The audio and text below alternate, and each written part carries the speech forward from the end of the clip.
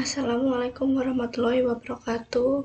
Perkenalkan, kami dari kelompok 3 akan mempresentasikan hasil diskusi kelompok kami, yaitu pengaruh pupuk organik cair azolla sebagai pengganti nutrisi AB mix terhadap pertumbuhan dan hasil tanaman sawit Caesim Brassica chiensis pada sistem hidroponik. Anggota kelompok 1 Stiani Rahayu, 2 Ibnu Fadilah Ramadan, 3 Muhammad Lutfi Mudofar, 4 Nur Reski Mulyawati, dan kelima Desi Rukmitasari. Materi yang pertama akan disampaikan oleh teman saya Ibnu. Assalamualaikum warahmatullahi wabarakatuh. Saya Ibnu Fadilah Ramadan dengan NIM 150 ingin mempresentasikan proposal kami yang berjudul pengaruh pupuk organik cair azolla sebagai pengganti AB mix terhadap pertumbuhan dan hasil tanaman sawit Caesim Brassica chienensis pada sistem hidroponik, yang beranggotakan Stiani Rahayu NIM 144, saya Ibnu Fadilah Ramadan 150, M. Lutfi Mudofar 152, Nur Reski Mulyawati 179, dan Desi Rukmitasari 182. Kali ini saya ingin menjelaskan pendahuluan tentang sawi Caesim. Sawi Caesim merupakan sayuran hijau yang mampu beradaptasi di iklim subtropis maupun di iklim tropis. Sawi Caesim banyak ditanam di dataran rendah dan ada juga yang menanamnya di dataran tinggi. Sebagai sayuran hijau, sawi Caesim mempunyai banyak sekali khasiat untuk kesehatan. Sawi Caesim mengandung protein, lemak, karbohidrat, kalsium, fosfor, ferrum, vitamin A, vitamin B, dan vitamin C. Manfaat sawi Caesim untuk kesehatan itu dapat menyembuhkan rasa gatal atau rasa nyeri di tenggorokan. Kedua itu, sawi Caesim ini mampu meredakan sakit kepala. Yang ketiga sebagai bahan pembersih darah, memperbaiki ginjal, dan yang kelima untuk memperbaiki dan memperlancar pencernaan. Selain itu, sawi Caesim juga bisa dimanfaatkan daunnya, akarnya, bahkan bijinya.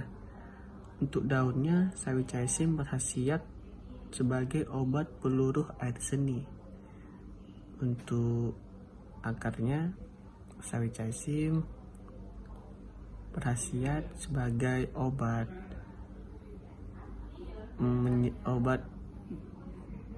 nyeri pada tenggorokan yang gatal atau sakit, dan juga bisa untuk sebagai peluruh air susu. Dan bijinya berkhasiat sebagai obat sakit kepala. Salah satu upaya yang dilakukan untuk membudidayakan sawi Caesim ini yaitu dengan melakukan sistem hidroponik.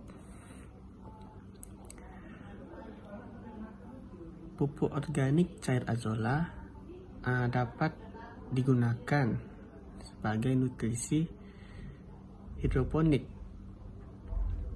Penggunaan pupuk organik cair azolla ini sebagai larutan nutrisi hidroponik harus dikombinasikan dengan nutrisi AB mix. Kenapa? Karena hal ini pupuk organik cair azolla saja tidak cukup untuk pupuk organik cair azolla ini saja tidak cukup untuk memenuhi kebutuhan unsur hara yang diperlukan tanaman. Oleh karena itu, pupuk organik cair azolla harus dikombinasikan dengan nutrisi AB mix. Untuk perumusan masalahnya sendiri, yaitu apakah ada pengaruh pupuk organik cair azula sebagai pengganti nutrisi AB mix terhadap pertumbuhan dan hasil tanaman sawi caising, Brassica sinensis pada sistem hidroponik. Untuk tujuan penelitiannya sendiri itu mengacu pada perumusan masalah, yaitu mengetahui pengaruh pupuk organik cair azolla sebagai pengganti nutrisi AB mix terhadap pertumbuhan dan hasil tanaman sawi caising Brassica sinensis pada sistem hidroponik. Hipotesisnya sendiri ini mengacu pada beberapa penelitian yang telah dilakukan sebelumnya mengenai pupuk organik cair azolla dan tanaman sawi caising. Untuk hipotesisnya sendiri yaitu diduga adanya pengaruh pemberian kombinasi pupuk organik cair azolla dan pupuk AB mix dengan konsentrasi 25% pupuk azolla cair ditambah 75% pupuk AB mix terhadap pertumbuhan sawi caising Brassica sinensis pada sistem hidroponik.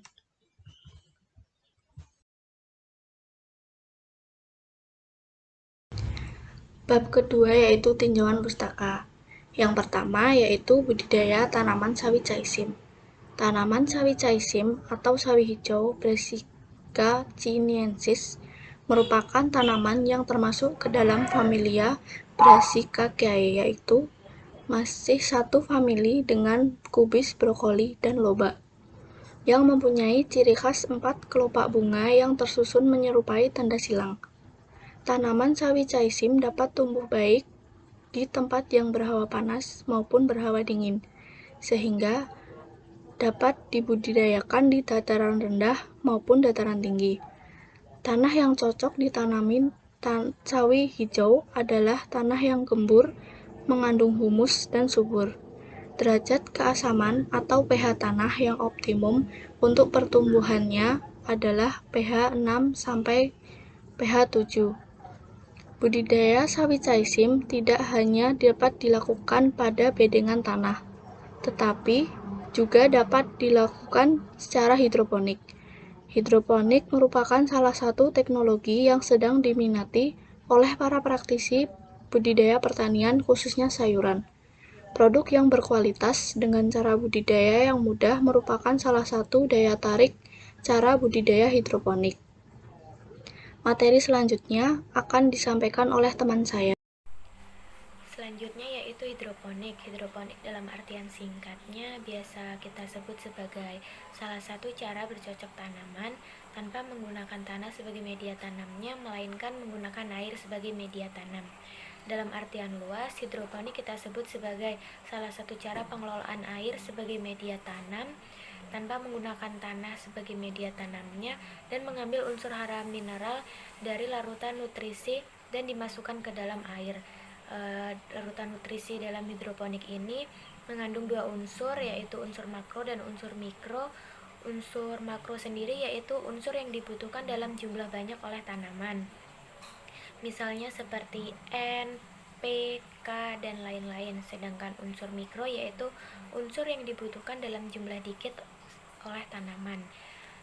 Hidroponik ini juga memiliki beberapa kelebihan, yaitu menghemat lahan dan juga dapat menghasilkan hasil panen yang lebih tinggi dibandingkan dengan pertanian konvensional.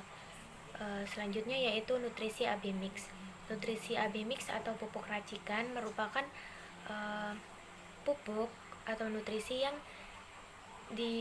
terbuat dari bahan kimia yang diberikan melalui media tanam. Nah, fungsi dari nutrisi AB mix ini sendiri yaitu agar tumbuhan dapat tumbuh dengan baik. Nutrisi AB mix juga mengandung 16 unsur, diantaranya yaitu 6 unsur makro dan 10 unsur mikro. Nutrisi AB mix juga dibagi menjadi dua stok, yaitu stok A dan stok B. Stok A yaitu berisi senyawa yang mengandung kalsium, stok B yaitu berisi senyawa yang mengandung sulfat dan sulfur. Pembagian dari kedua stok antara A dan B ini dimaksudkan agar dalam kondisi pekat tidak terjadi endapan dari nutrisi tersebut. Selanjutnya akan disampaikan oleh teman saya. Selanjutnya adalah pupuk organik cair azula. Azula ini sendiri merupakan tanaman air yang memiliki kandungan nitrogen yang cukup besar. Karena adanya simbiosis antara azula dengan anabaines sehingga mereka dapat memfiksasi nitrogen di udara. Azula sendiri merupakan salah satu tumbuhan yang dapat digunakan sebagai bahan untuk pupuk organik cair. Lalu kandungan pada azula sendiri ini ada azula segar memiliki kandungan nitrogen sebesar 3-4%, lalu fosfor sebesar 1-1,5% dan kalium sebesar 2,3%. Ini merupakan pendapat yang dikemukakan oleh Sutanto pada tahun 2002. Lalu menurut Suryati pada tahun 2015, azula dalam bentuk pupuk organik cair memiliki kandungan N sebesar 1,645%, lalu fosfor sebesar 0,075% dan kalium sebesar 2,366% dan magnesium sebesar 0,089%. Lalu ada beberapa penelitian mengenai penggunaan pupuk organik cair azula, yaitu ada yang pertama adalah penelitian yang dilakukan oleh Suryati pada tahun 2015. Ia mengemukakan bahwa 125 gram pupuk azula cair per liter dapat memenuhi unsur hara NPK pada tanaman sawit. Lalu yang kedua ada penelitian yang dilakukan oleh Suhadi, Farida, dan Zakira pada tahun 2017. Mereka mengemukakan bahwa penggunaan 5 mili pupuk azula cair per polybag memiliki pengaruh paling besar pada tanaman pakcoy. Dan yang terakhir adalah penelitian yang dilakukan oleh Bella dan Dita pada tahun 2020, yaitu mereka mengemukakan bahwa campuran antara AB mix 85% ditambah pupuk azula cair 15% berpengaruh pada pertumbuhan sawi caisim. Ya, baik. Selanjutnya saya akan menjelaskan tentang metode penelitian. Nah, pada penelitian kali ini menggunakan rancangan RAL atau rancangan acak lengkap dengan 5 kombinasi perlakuan. Nah, perlakuan yang pertama itu ada 100% nutrisi abemik. Perlakuan yang kedua ada 100% POC azolla. Perlakuan yang ketiga ada 75% nutrisi abemik ditambah dengan 25% POC azolla. Nah, ya, perlakuan yang keempat itu ada 50% nutrisi AB mix ditambah dengan 50% POC azolla. Dan perlakuan yang kelima itu ada 25% nutrisi AB mix ditambah dengan 75% POC azolla. Nah, setiap perlakuan ini diulang sebanyak 3 kali. Nah, sehingga diperoleh 15 unit percobaan. Nah, setiap unit perlakuan ini terdiri dari 3 tanaman sampel, 3 tanaman korban, dan 5 tanaman cadangan, sehingga terdapat 165 tanaman. Selanjutnya, cara penelitian. Nah, yang pertama itu persiapkan media tanam. Nah, media tanam yang akan digunakan sendiri itu ada set hidroponik yang terdapat di Greenhouse Fakultas Pertanian UMY. Nah, yang kedua ada penyamaian sawi caisim. Nah, penyamaian ini dilakukan pada rock wall selama 7-10 hari. Kemudian sawi dapat dipindahkan ke sistem hidroponik dan diberi nutrisi hidroponik. Nah, selanjutnya ada pembuatan POC azolla. Nah, pembuatan POC azolla ini menggunakan cara yang sederhana, yaitu dengan mencampurkan azolla, gula merah, air, dan M4 pada kontak plastik. Nah, lalu didiamkan selama seminggu hingga aromanya seperti aroma tape difermentasi gitu.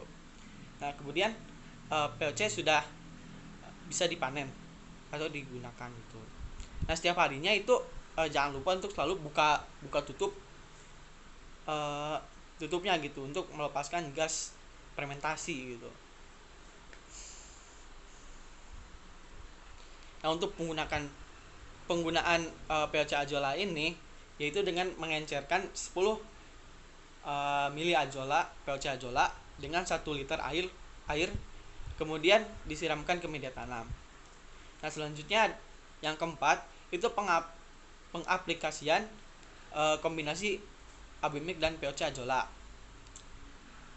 Nah pengaplikasian ini dilakukan dengan pada saat benih sawi itu sudah dipindahkan ke sistem hidroponik gitu. Dengan takarannya itu seperti pada perlakuan tadi.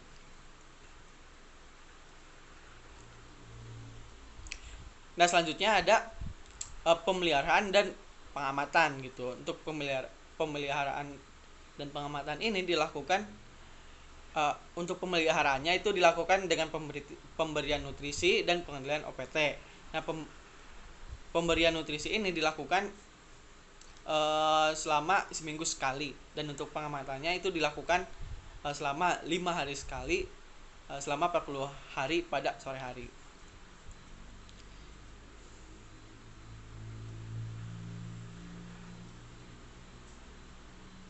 Nah untuk selanjutnya itu ada variabel pengamatan. Nah untuk pengamatan yang diamati yaitu yang pertama panjangnya gitu, panjang tanaman. Panjang tanaman ini pengukurannya itu dilakukan selama 5 hari sekali dengan mengukur tanaman dari permukaan tumbuh sampai pada ujung daun tertinggi menggunakan penggaris. Selanjutnya itu jumlah daun. Nah perhitungan jumlah daun per tanaman dilakukan selama 5 hari sekali juga dengan cara yang menghitung setiap helai daun yang sudah terbuka sempurna. Yang ketiga itu diameter batang. Untuk pengukuran diameter batang dilakukan selama 5 hari sekali dengan cara meletakkan jangka sorong pada bagian pangkal batang sawi.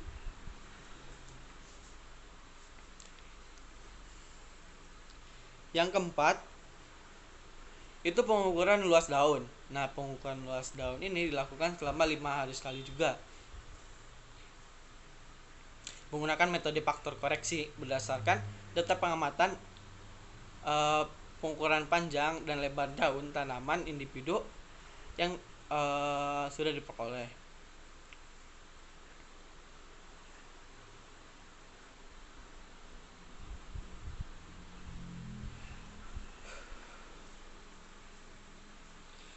Selanjutnya mengukur bobot segar total, tajuk, dan akar tanaman. Nah untuk mengukur bobot segar ini dilakukan dengan cara menimbang bagian-bagian tanaman secara terpisah menggunakan timbangan analitik pada akhir pengamatan. Nah sebelum ditimbang itu tanaman dicuci terlebih dahulu menggunakan air bersih. Setelahnya bagian tanaman tersebut dikeringkan selama 24 jam baru ditimbang.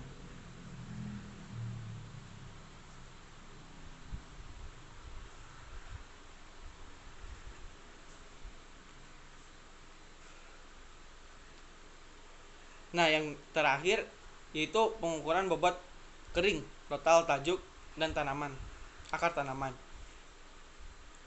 Nah dilakukan dengan cara memasukkan bagian-bagian tanaman ke dalam amplop berwarna coklat yang terpisah gitu.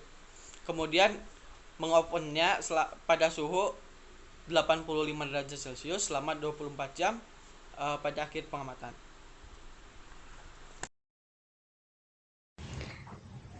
Terima kasih, sekian presentasi dari kelompok kami. Kurang lebihnya kami mohon maaf. Wassalamualaikum warahmatullahi wabarakatuh.